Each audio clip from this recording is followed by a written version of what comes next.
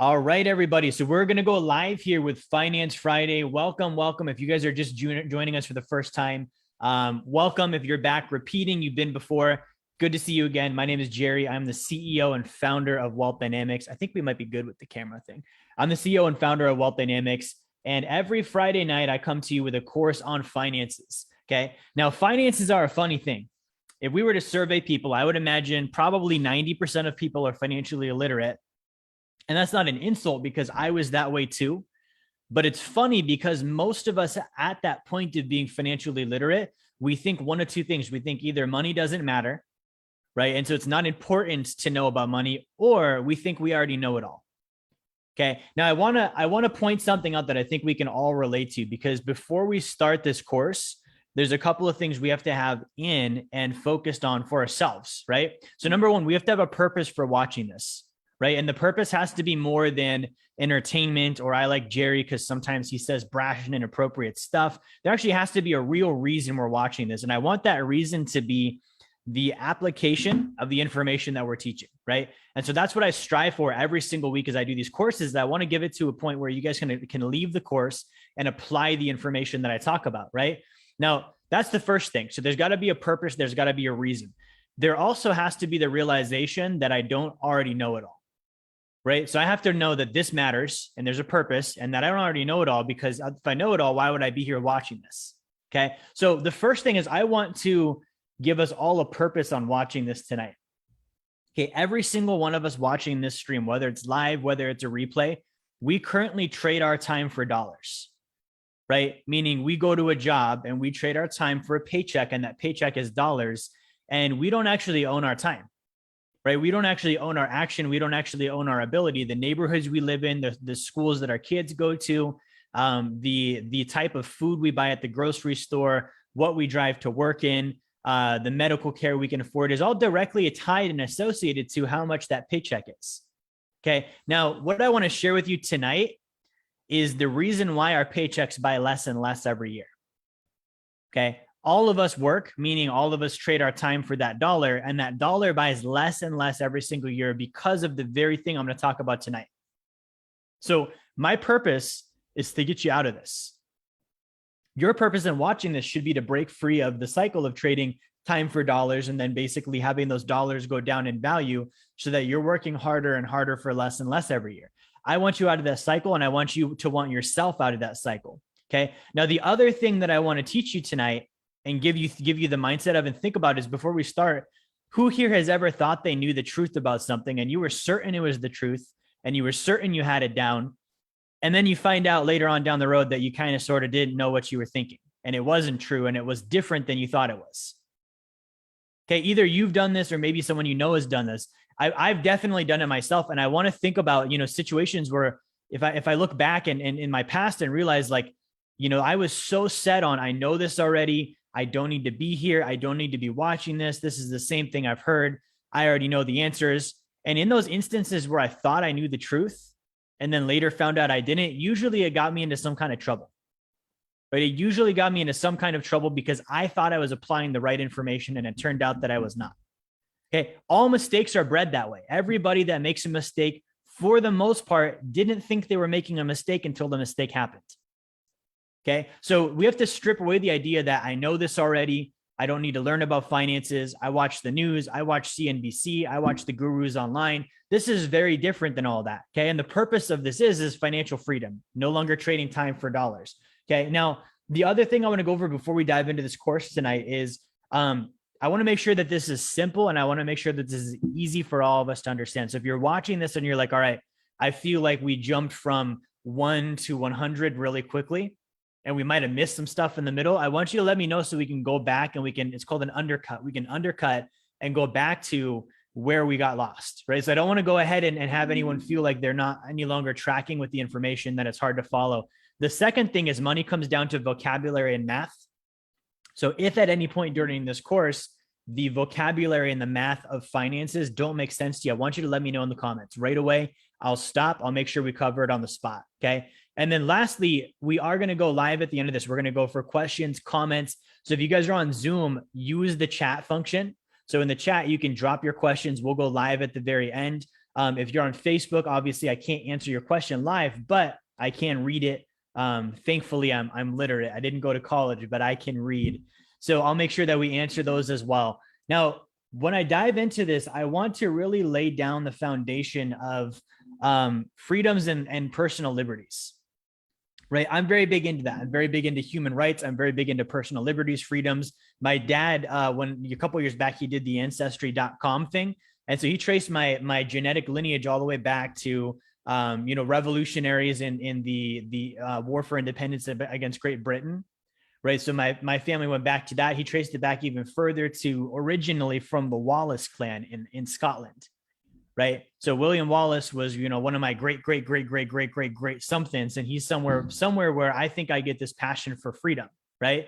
And so when I think about freedom, I think about being unrestricted. I've talked about this before, being unrestricted, having the ability to do what I want without any sort of restriction. Okay. And I think that a lot of us, we have a base layer of freedom in this country and in this world. If you're watching in other countries, it's not like the United States is the only place that has rights. Every country has rights. Right. And so that's our base layer. And I think a lot of times, especially, when we have politics and news and media and negativity and all of this stuff and this nonsense that's going on frankly, both sides and every side, we all get very focused on losing our rights or gaining our rights and getting rights and having rights taken away. And it's always from some other group. Right. Some other group is going to take my rights away, or some other group is going to grant me rights and privileges that I didn't have before, or some other group is giving other people rights and privileges that they're not giving me. And so when I think about this topic that I'm going to talk about tonight, for me, it really shatters that, because it comes down to, okay, what rights am I going to get for myself? I don't want the privilege of a government or a corporation or a job or a Federal Reserve Bank or a board of directors or anybody dictating what my rights are. If they say I have some, cool. I don't need your validation to have rights though. I'm going to go create my own. And I really can't do that if I don't have the financial means to do so. Okay. We have this thing called wealth. Wealth is abundance and prosperity in all areas of life. When we think about every single area of life, having abundance and prosperity in every single one of those areas is a big feat. Okay. We're talking finances. We're talking vocation. We're talking fun. We're talking about family, relationships, physical health, intellectual health, mental health, spiritual, everything is maxed out and it's ramped up the way that we want it to be. And it's an ideal scene. Okay. That's not going to be cheap. Financially speaking, I've got to have a lot put away and a lot invested in order to live that kind of lifestyle. I think we can all agree on that, right? It's expensive just living a moderately free lifestyle where we have a 9-to-5 job and we drive a nice car and we live in a nice house and we eat good food. Like that's not cheap already. So think about, okay, every area of my life is where I want it to be. That's not going to be a easy thing to do. So there's a financial side of that gives me the right to live that way. Okay, because I can't live that way if I can't pay for it. Somehow I've got to pay for it. And it doesn't matter whether the government supports it. It doesn't matter whether the government's against it. It doesn't matter whether it's mandated or not mandated, or my company says I can, or my company says I can't, or my friends are into it or they're not into it. If I want it for me, I've got to be able to support that. And that's really what this comes down to. Now, a little bit of trivia I've got on the board. WTF happened in 1971. Okay. 1971. WTF, what the fiat, happened in 1971. For those of you that don't know, we're coming up on a very, very important date in United States history and world history, and that is August 15th. Okay. August 15th, 1971. And I did a contest on this earlier this week. And I said, what happened on August 15th, 1971? And dozens of people answered. I was impressed. Okay. In August of 1971, specifically August 15th, the United States government was temporarily taken off of the gold standard. Okay. And I say temporarily because President Nixon introduced it as a temporary measure. At the time, Nixon was president. And what this means is that our US dollars used to be backed by gold. Okay. A lot of us know that. Some of us might not. That basically meant that if I had paper money, I could take that paper money to the US Treasury. I could turn it in. And in return for that, I would get actual physical gold. Right. And so there was a real value there. And so really when I was earning money and exchanging money, I was really earning gold and exchanging gold. And the money was a coupon. The currency, I should say, was a coupon that represented the value of the gold. The currency itself, the paper dollar, the receipt, the coupon, it didn't have any of its own value. It was the fact that you knew that you could take my dollar and you could go to the bank and you could get a deposit receipt and exchange it for gold. That's what made the dollar valuable prior to 1971. Okay. Now, it wasn't just in the United States. Gold has a 6,000 plus year track record of being an asset. I think it's 2,000 or 3,000 specifically being used as a currency in almost every civilization out there at some point was based on gold. And if you look at every single civilization in history, they left the gold standard. They started using fiat currency. Fiat currency means it's valuable by government decree, meaning like if you had something that you didn't think was valuable and I didn't think was valuable, we weren't going to trade. Right? Like I didn't want what you had, you didn't have you didn't want what I had. What if we both didn't want the thing that was being exchanged because neither of us thought it had value because it wasn't valuable? Like imagine I went to your house, let's say you were selling your house and I showed up with a bag of rocks. Okay. And I was like, hey, I want to buy your house for a bag of rocks. And you're like, well, my house is currently listed for, $475,000. A bag of rocks is not valuable to me. Okay. That's what fiat is. Fiat means that somebody is with me and they stick a gun to your head and they say, okay, well, you're going to accept the bag of rocks anyways, because if you don't, we're going to force you to. So you can either do it on your own accord, on your own self-determinism, or we can put you in a cage or in a jail cell or shoot you or hang you or whatever you would do in that time. And at that point in time, we're going to take your house anyways.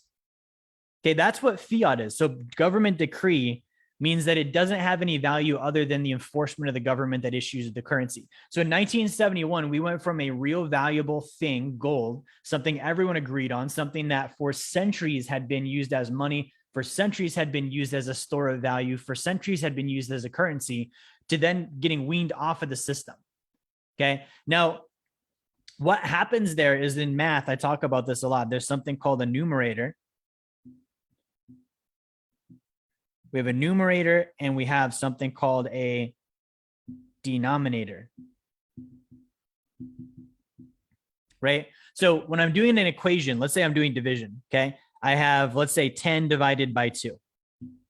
Okay? So what I'm doing here is 10 is the actual thing that I have. And I'm asking myself, how many times does 2 fit into the number 10? And we find out it's 5. Okay?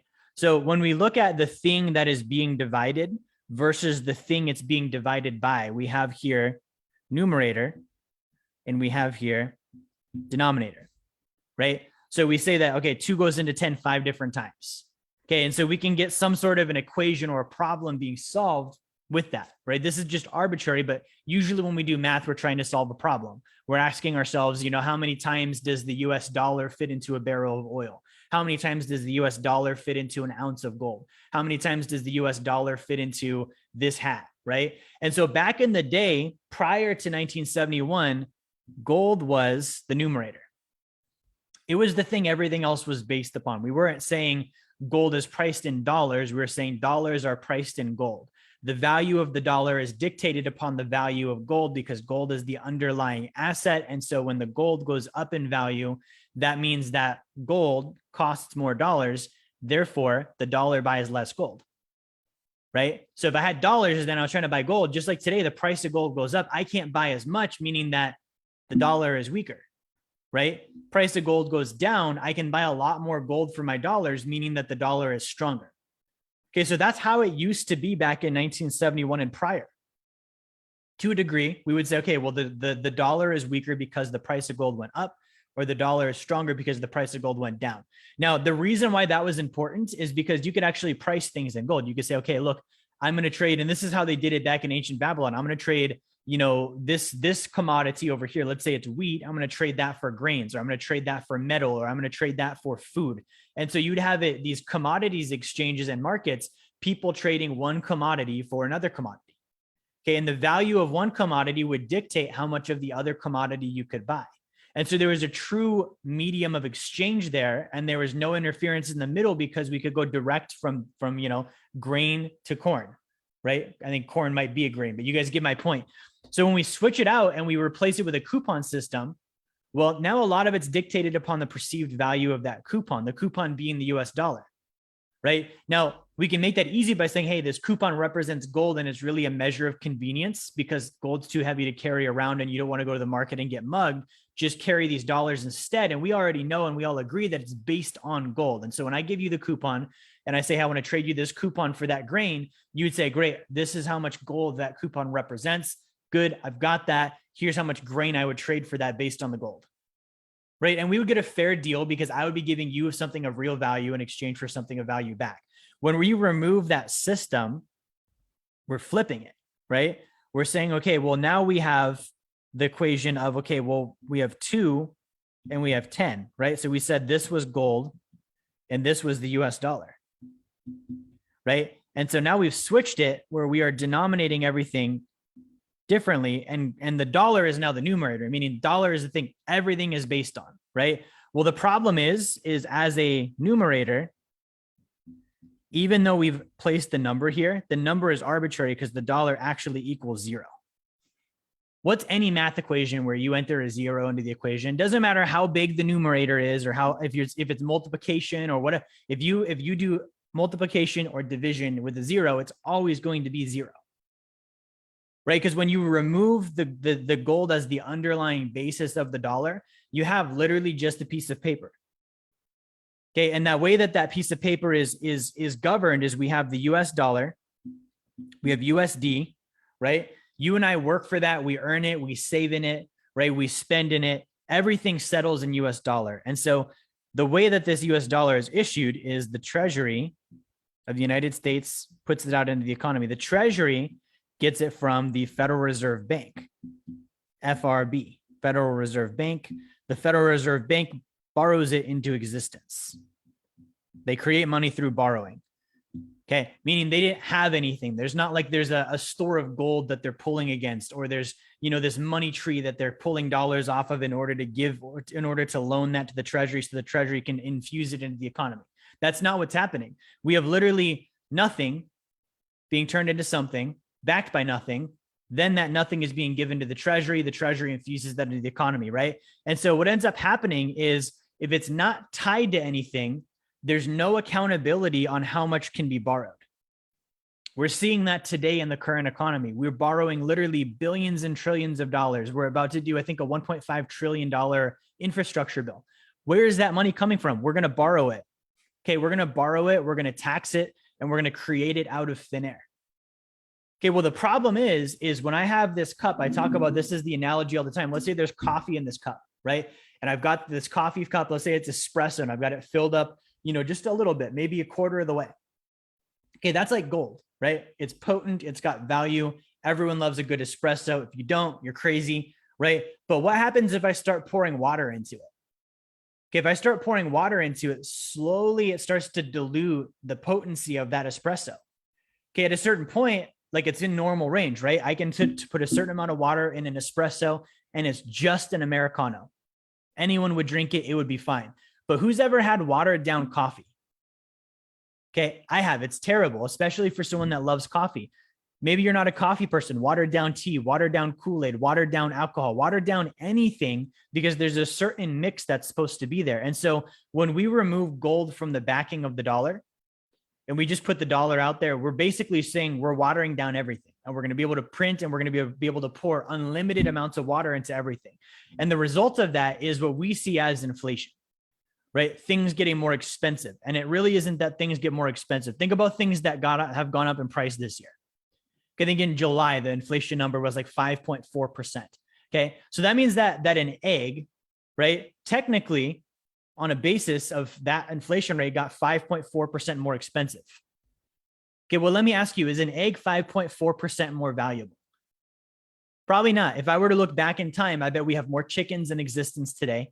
I bet it's cheaper to grow chickens and raise them and to harvest the eggs. Right. I bet there's more technology involved. I bet there's a smaller turnover rate of the eggs spoiling or breaking, because we have a lot more technology and knowledge on how to get an egg from a chicken and how to sell that and market it.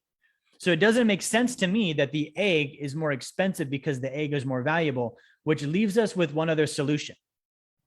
The egg is more expensive because the dollar buys less egg, because we poured so much water into the cup that the dollar doesn't buy as much as it used to. And so it takes more dollars to buy the same egg. Right now, we might not think that that's a big deal, but you have to realize the dollars we get, we worked for, which means if we were getting a certain amount of production per dollar, and that dollar would buy us a certain amount of goods and services, Well, now if that dollar buys us less goods and services, then we're not getting the same production for dollar. We have to work harder to get less buying power. Okay, which literally means it's like you're running on a treadmill that goes faster than you do. You can't keep up with it. Okay, now I'm going to show you guys some stats here. This is a website. You guys can follow along with this. This is a website called WTF And the stats here are incredible. Now, I want to go into a couple of things before I go over some of the stats. And I want to make sure you guys can see these too. I don't think we can see the stats very well. I'm gonna do something different here with the stats. Let me change this over really quick. So I'm gonna go into a couple of things with the stats here, and I'm gonna share my screen so you guys can see these. Good. So this is the website, WTFhappened in1971.com. Now, correlation does not mean causation. So I'm not going to tell you guys that every single stat here is literally because gold is no longer attached to the dollar. But I am going to show you that when you have a stat and it's tracking and tracking and tracking, a certain number of action and a certain type of action produces a certain result. And so when we measure that action and we see consistency in the result, we basically can look at, okay, well, this result is being taken care of by this action, and this action. And so when we see a change suddenly in the stat, usually it means it's because we changed the underlying action, right? So let's say we were looking at a basketball game and one team is winning and they're winning and winning and winning, and all the way into the fourth quarter, they start losing. Okay. Now we would look at that and we would say, okay, well, look at this. Okay. We're seeing this is losing. I think I need to fix my camera actually. We're seeing that this one stat in particular is losing. Hang on just a second. Host me. How do I spotlight myself? Hey, Lexi, can you change my spotlight on the camera to me so people can see my screen? Lexi's going to fix my camera. Here we go. Replace spotlight. Perfect. Okay, so when we see a basketball team that's winning all the way into the fourth quarter, and then all of a sudden out of nowhere it starts losing, the reason for that is they changed their scoring pattern. One team started scoring more than the other, right? And so when we think about it from that standpoint, some of these stats I'm going to show you tonight are not directly always because gold and the dollar are no longer tied, but it's because of a circumstance caused by gold and the dollar no longer being tied together. Okay. So the first one that I'm going to go over here, this is growth in productivity and hourly compensation since 1948.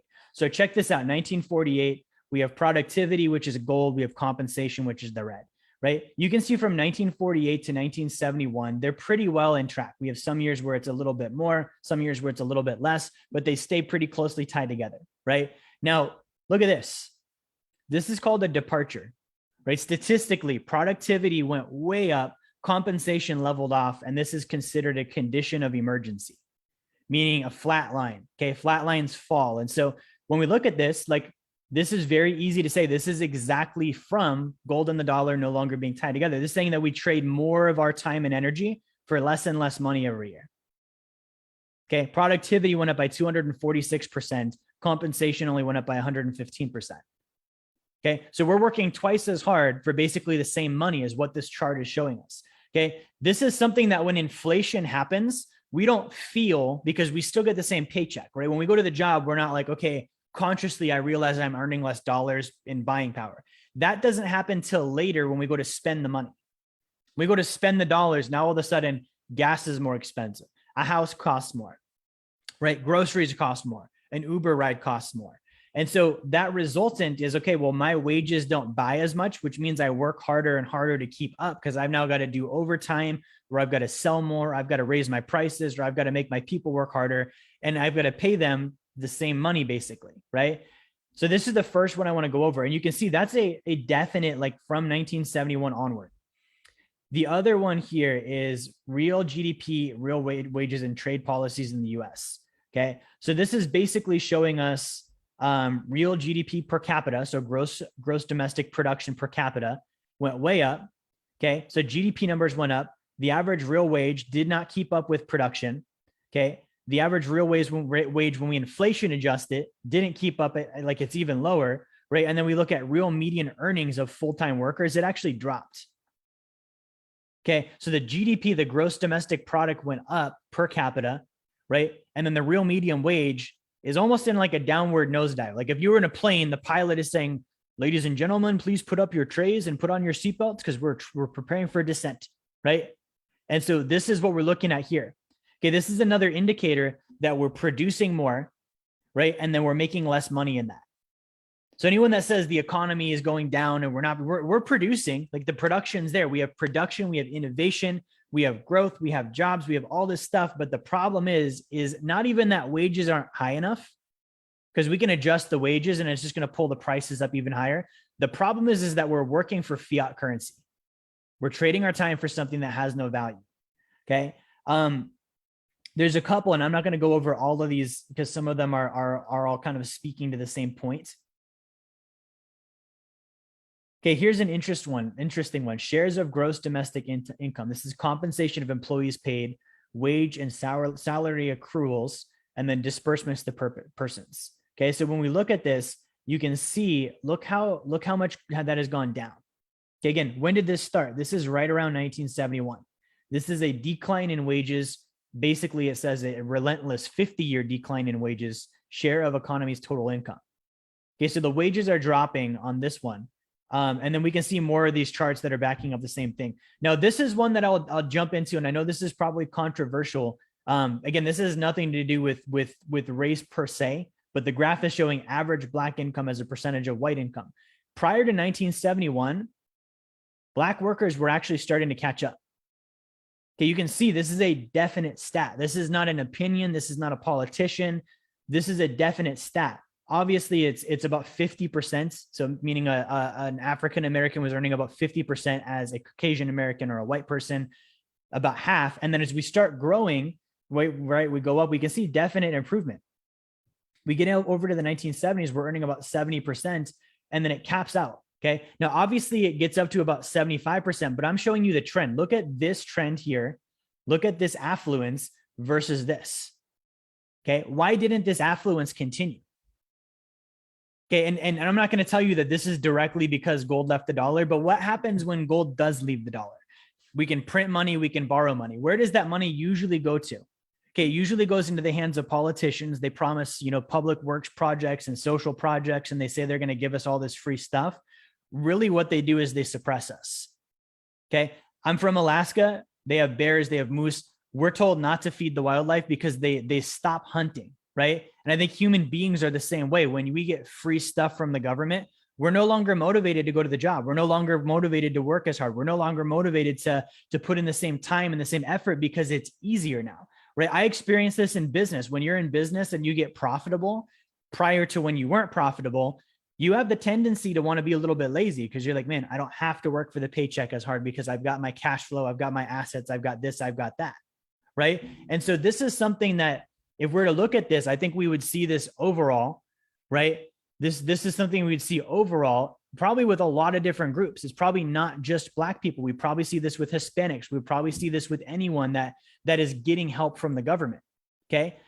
If that's the position someone's in, great, but I don't think we should suppress people and stunt them by getting them hooked on welfare or Medicaid or Social Security or whatever it might be to the point that they don't have the ability to go produce, right? Like we trace our ancestries back. Like we're all freaking killers. We're all, innovators, discoverers, conquerors. And so we have the ability to go earn more until we don't have the reason to. And so what I'm saying here is when we pulled the dollar off gold, we were able to print money, we were able to borrow money, we were able to distribute quote unquote wealth, which is really just fiat currency, and give people money for no production in return.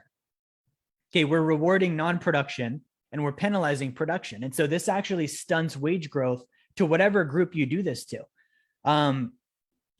This is just median male income, real GDP per capita. So we can see GDP per capita is the blue line. So again, for males, blue line, we increased our production.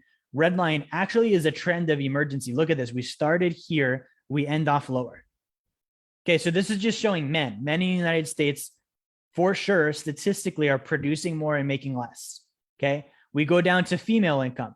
Same thing. Now, obviously the trend is not as big of a departure, but there's still a gap, right? From 1971 onward, the space between these graph lines gets wider and wider. That's called a channel, right? So that channel, that delta gets wider and wider. And so this is showing that, yes, females earned more, right? They definitely had a better time than males from a standpoint of improving their wages and growing in the workplace. But look, they're still producing more than they get paid for.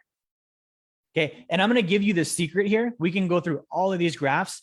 With a fiat currency, you will always produce more than you get paid for, right? Because the thing you're getting paid for has no value. Production by definition is value. So when I'm producing value in exchange for fiat, it's always going to be, I'm getting paid less money for more production.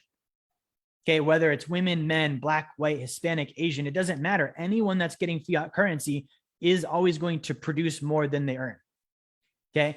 So I'm going to continue on with some of these.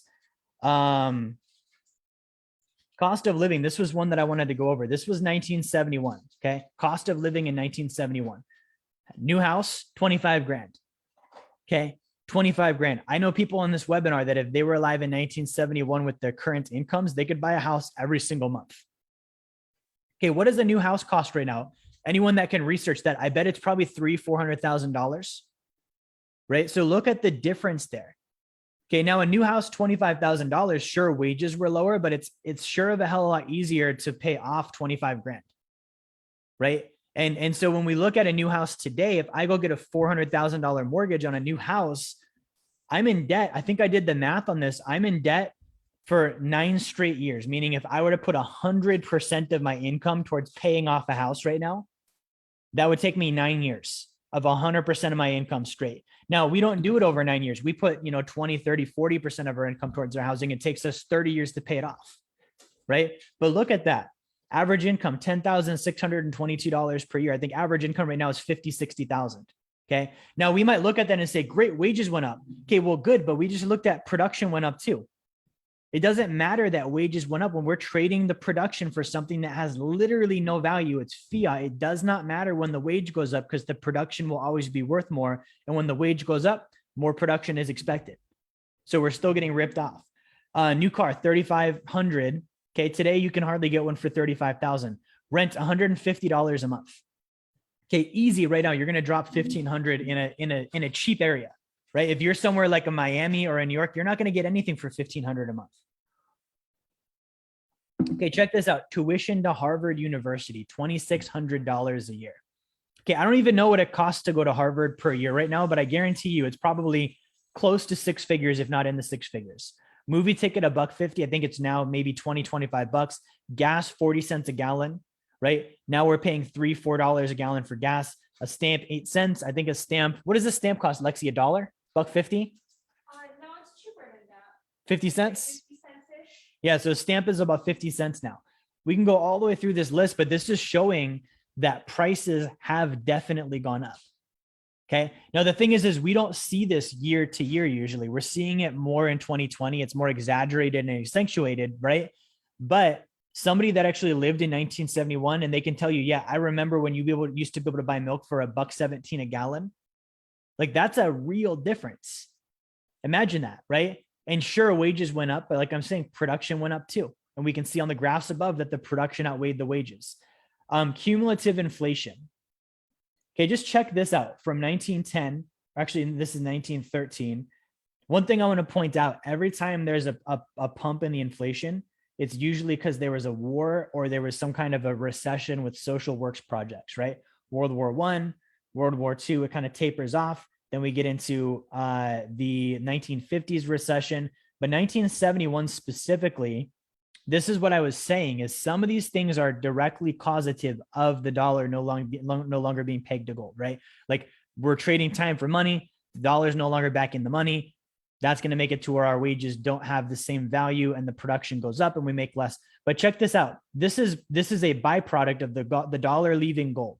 There's no longer accountability on how many dollars are in existence. If every dollar is tied to an ounce of gold, you can say, hey, you printed $10 and there's only an ounce of gold, and it used to only be $5 for every ounce of gold. Therefore, the money is worthless. When you get rid of gold, you can increase the money supply and expand inflation from a 306% cumulative rate to a 2,300 cumulative rate in less than 50 years. Okay. And look at the 50 years prior to that, from 1970 back to 1920. That's only 200% cumulative inflation, right? And then you look at the next 50 years and it's literally 2000% inflation. The reason being is they could now print more money and nobody would know the difference. Nobody could say, hey, we used to get this much gold for $1 and now we don't. They would just say, hey, we have more dollars, we can earn more, we can spend more, right? Now, the problem becomes, where did all of the money go? Where did all of the printed money go? In the 1980s, a report was done, an audit was done in the Reagan administration. It's called the Grace Report. And it basically said, basically all of the United States taxation goes towards paying off the interest that's due to the Federal Reserve Bank.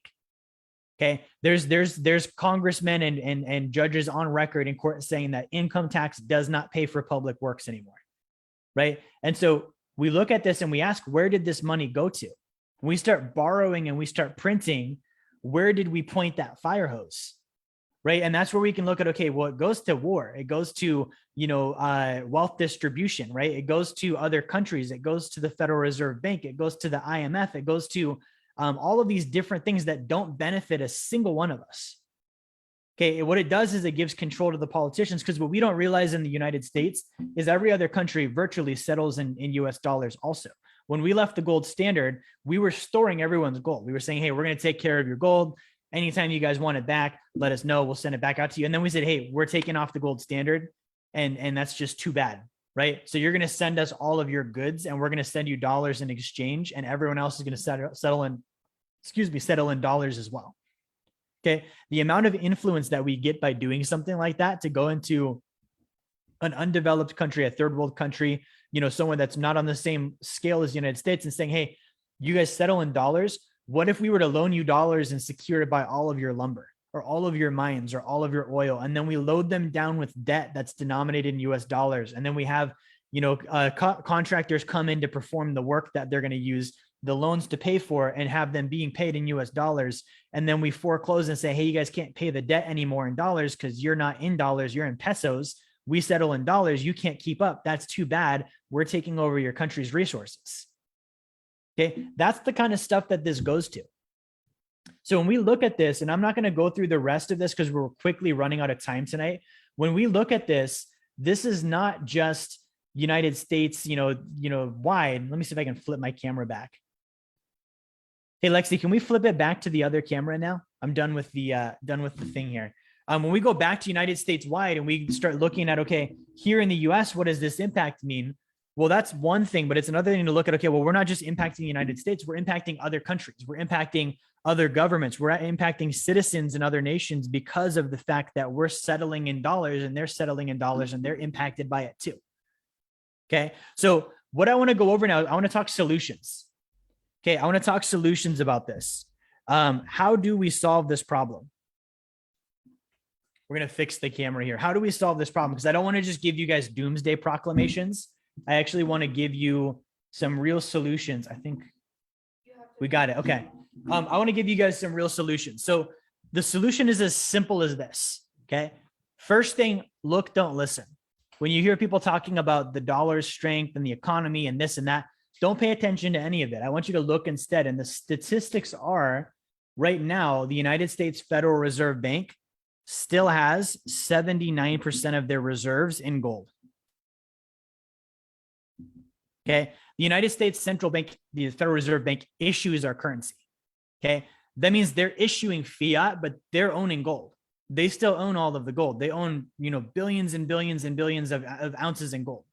Right. So when we look at this, we want to look at, okay, well, why do they still own the gold?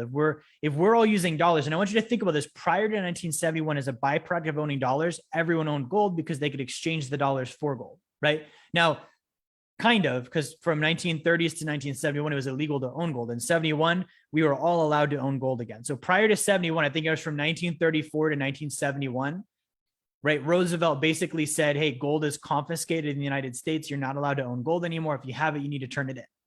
Okay. So from 34 all the way through 71, Americans were not allowed to own gold. Okay. You couldn't own physical gold. The dollar was still backed by it. You just couldn't have any of your own. Okay. So what I think happened there, and I wasn't around at the time, but I think that was weaning people off of gold. For decades, we didn't own any. And so after a certain amount of time of not owning it, it loses its perceived value because people are like, who owns gold? It's just jewelry. Okay, that's the consensus you're going to get. If you talk to the average person on the street and you ask them about gold, they're going to say it's just a shiny rock and it's only used for jewelry. Okay, they don't mention and they don't know that it's the most useful metal in the world and that 79% of the Federal Reserve Bank's reserves are currently in gold. Okay, so when we look at this, they took us off gold, they stayed on it. Why is that? Okay, it's the math thing. If we switch, like if we're doing math to solve a certain problem, we're trying to solve problem A, right? And we're looking at, okay, in order to solve problem A, we're going to do the equation of 10 divided by 2, and the answer is 5. And we still have that problem, right? Whatever problem A represents, that problem still exists, right? That problem hasn't gone away. Okay, but then somebody says, okay, well, the problem still exists, but we're going to switch the equation. Okay, in order to solve problem A, we're now going to have you start doing 2 divided by 10. And we're going to tell you the answer is still 5. Okay, well, we all know if we did the equation of 2 divided by 10, it's not 5, right? 10 divided by 2, sure, all day long. We all know that, right? But a higher power comes in and says, okay, well, we're switching the equation. We're switching the numerator and the denominator. 2 divided by 10 is 5. We want you to just live with it and just continue on. Okay, every single one of us that saw this graph tonight, and if you're watching later on YouTube, you know that the equation doesn't work. You now know statistically we are trading more and more production for less and less value every single year, and it's been happening ever since 1971. So what's the fight back? Go back to the original equation. The banks did. They didn't stop owning gold. Why did we? Right? We went from literally every single person in the United States owning gold as a byproduct of owning dollars, because dollars were just a coupon system that represents gold, to today, only 12% of Americans own any gold at all. 12% of Americans own any gold at all. Right now, if you took all of the gold in the world, there's only enough gold in existence for every single person on the planet to own 1 ounce. Okay, imagine if in 1971, everyone in the world owned 1 ounce of gold and they kept it to today. Okay, gold has appreciated tremendously since 1971. Since 1971, it's beat the stock market. It's beat the Dow, it's beat the S&P, right? Most of these people would be wealthy today because at that point in time, right, and we're not talking in the United States. Like if you had an ounce of gold, maybe it was, you know, I think they froze it, I think at like $34, $35 an ounce. You'd have to fact check me on that. But it's now up to about $1,900 an ounce, $1,800 an ounce, okay, depending on what day you're buying. So if I own 1 ounce, I'm not wealthy, but what if I live in a third world country where $2,000 is wealthy, right? And so some of these countries, some of these people, they could own that 1 ounce of gold and be wealthy. The reality is not all of us would keep it. We would trade it. And so that's what the bank has managed to do. The Federal Reserve Bank has managed to trade paper dollars for a reserve portion of 79% of their reserves in gold. They're the #1 buyer and owner of gold in the world. Think about that. So why are we not doing that? Why are we still operating on this backwards equation that they switched in 1971? So the key to this is understanding what did the gold actually play? What role was it? Okay, it was a store of value. Meaning if I earned US dollars or if I earned whatever, if I was another country dealing with US, I wasn't going to keep US dollars. If I was, you know, somewhere in Europe and I was earning US dollars, I would probably convert those to euros and then convert that to gold. Okay, and that's what happened prior to 1971 is people would earn in currency, they would convert the currency to gold and store the value in gold until they were ready to use it. Then they would convert it back or sell it or exchange it, right? And so in order to do this, we have to realize right now there's a limited supply. Okay, I was looking at my wholesale pricing. When we look at gold, we have different denominations. We have 1 ounce, we have 5 ounces, right? We have 10 ounces, we have kilograms, right? Which I think is 31.10 ounces. And so typically with gold, as you go up in denomination, the price goes down, right? So if we look at the price per ounce of a kilo of gold, that's cheaper than buying 1 ounce, right? The reason being is when you make a kilo of gold, there's not as much production that goes into it because you're not chopping it into little tiny ounces or melting it into little tiny ounces. You have one big brick, right? So usually the trend is the higher the denomination, the lower the price. Okay, well, I was looking at my wholesale prices today, and for the first time since I've been in the gold industry, a 10 ounce bar is more expensive than a 1 ounce bar. Okay, the price per ounce doesn't go down, meaning the 10 ounce bar, if you divide 10 into the cost of it, it's actually more expensive per ounce than the 1 ounce. The only time that happens, guys, is when there's a shortage of gold or silver on the market and they're having to literally issue it directly from manufacturer. Meaning like this happened in 2020 with silver, when all of the silver got purchased in 2020 and you couldn't buy any, right? They were having to manufacture it all on the spot. And so it's quicker and cheaper for them to manufacture 1 ounce at a time because they can do it faster. They can chop it up, they can melt it, they can get it out quicker, right? Versus if they had to do 10 ounces, that slows production down. And so then they have to increase the price. So what I'm telling you is this idea that there's only 1 ounce to go around, that's it. Everyone got their fair share. Okay. Everyone doesn't have their fair share. Some people have more than others.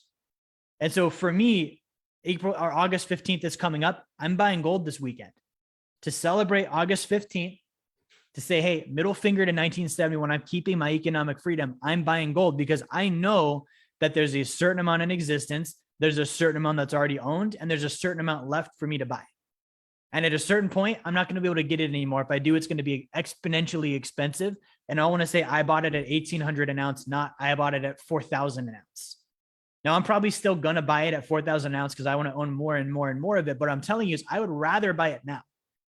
Okay. Because we already know for a fact that manufacturing is down, mining is down, there's less supply.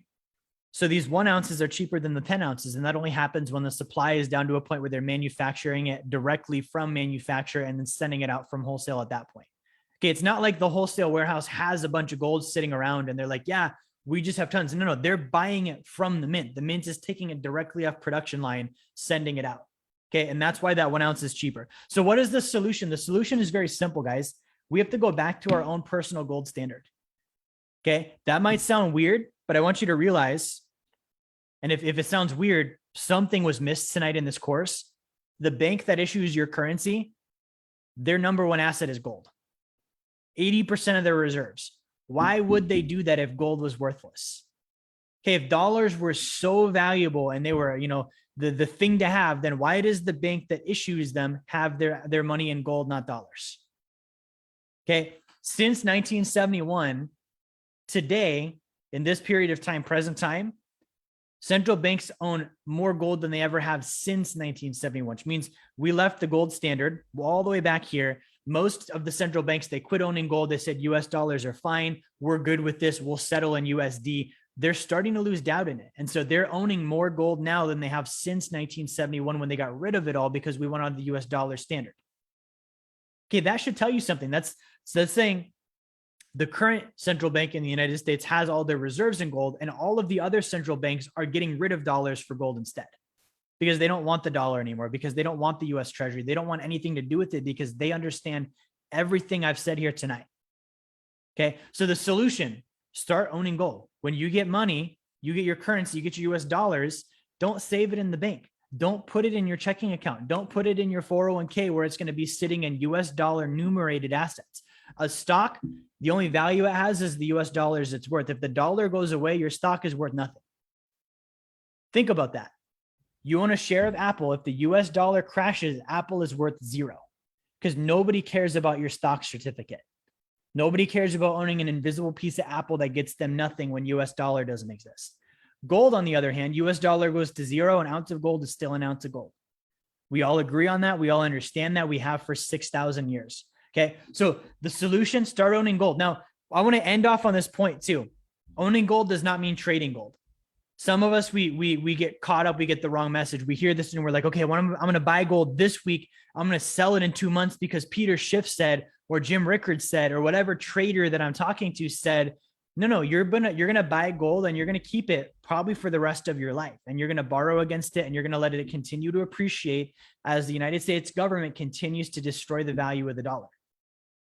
Guaranteed the gold will go up. Like I said, since 1971, since we've been able to own it again, it's been a higher performing asset than the stock market. Okay. So guys, that's what I have for you tonight. I'm going to wrap this up. I do want to leave time for questions.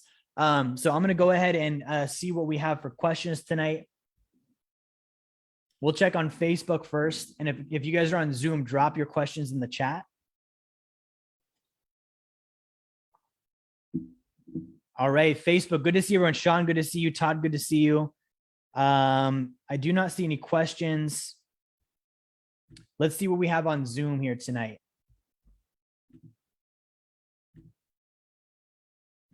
Looks like we may have some questions in the chat. Mark says inflation equals a Federal Reserve induced pay cut. Very true.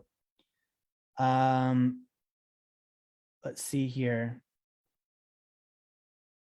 Avery says this graph speaks a ton when you read history. Yeah, guys, like that's a good point. The graph represents numbers. Numbers represent actions. The only way to understand the actions is to go read history.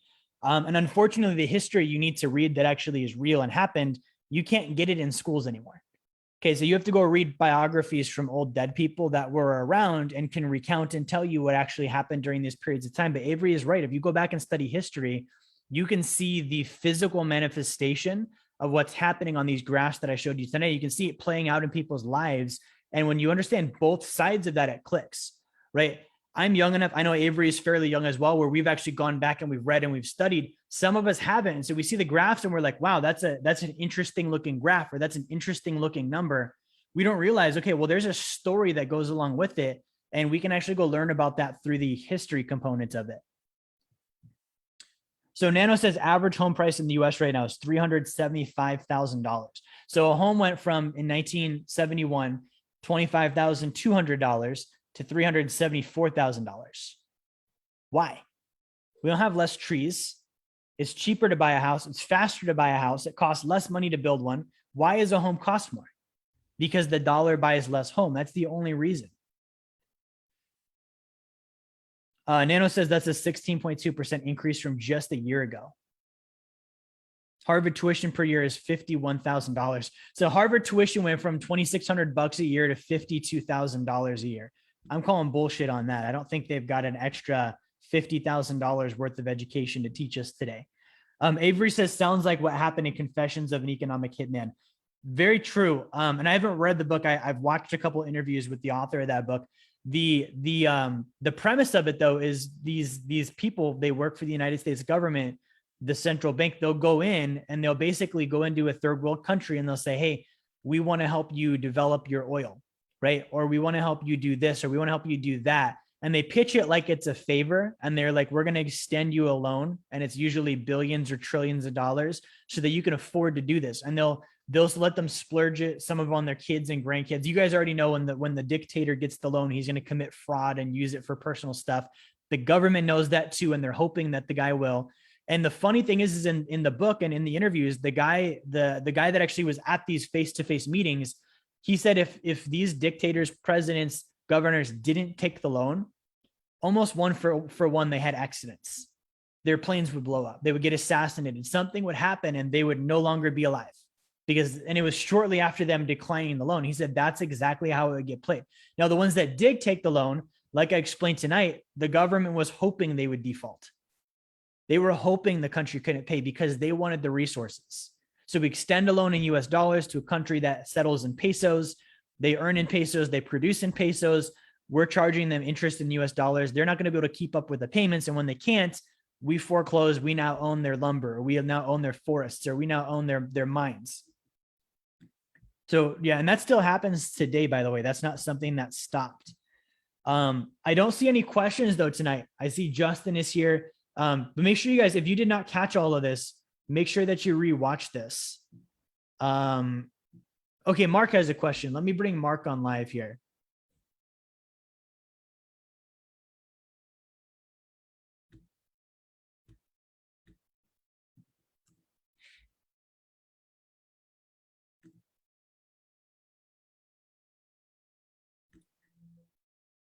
All right, so we are live with Mark. How are you tonight, Mark? Hey, Jerry. I'm great today. Thanks. How about you? I'm good. Thanks for asking. What is your question tonight?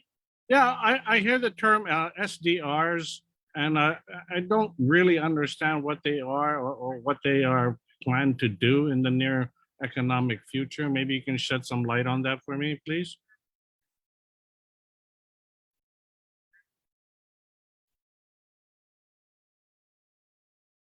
Oh, let me bring my mic back. SDRs are special drawing rights. Those are actually an IMF. So basically you have like the United States dollar, right, which is fiat, and then the SDR, and it's very complex. It's basically a fiat of fiat. Like the IMF almost created their own basket of currencies. And so they have a way to settle with other countries that don't want to take US dollars or maybe don't have US dollars. And so they have their own. And so basically it's almost the IMF's, the International Monetary Fund's own version of their own sovereign currency. Right now, it's only really used from central bank to central bank, government to government, but it's something that they're talking about, potentially having, people use. So I don't totally understand them either. I don't think the people that made them totally understand the SDRs, but it's basically a fiat currency of the IMF, which is like its own international hub of central banks, and it's got its own basket of currencies that are underlying it as well.